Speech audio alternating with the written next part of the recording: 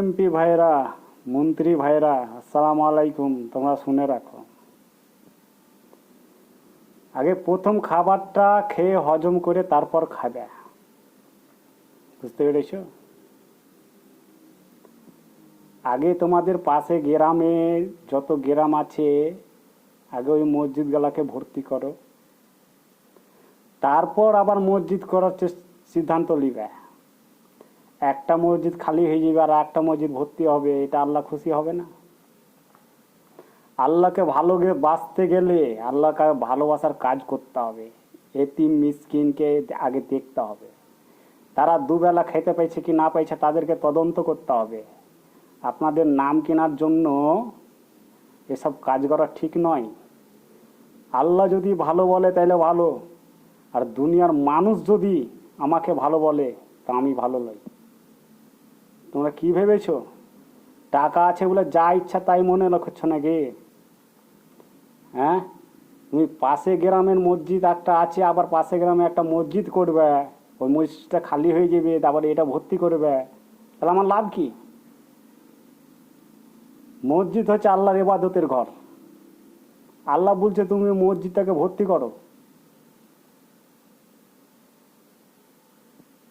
তারপর আবার যদি না আটে তাহলে আবার তুমি জায়গা বাড়ি আবার আমার ইবাদতের জন্য একটা মসজিদ তৈরি করো। হ্যাঁ, কথাটা শুনতে তোমাদের খারাপ হবে। আমর ফারুক রাজি তালা আনুর জীবনীটা দেখো, কিতাবটা খুলে, হাদিসটা। অর্ধেক রাজত্ব করেছেন, আর আপনারাও সামান্য মুর্শিদাবাদ খানটায় রাজত্ব করতে পারতেন না? 10টা 20টা প্রধানমন্ত্রী লাগছে তবুও পারে না।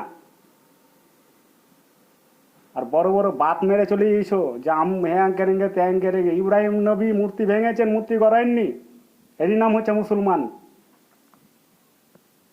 আপনি মূর্তির দিকে কোনোদিনই সাপোর্ট করতে পারেন না, কোনো ধর্মেই মূর্তির কথা বলা হয়নি।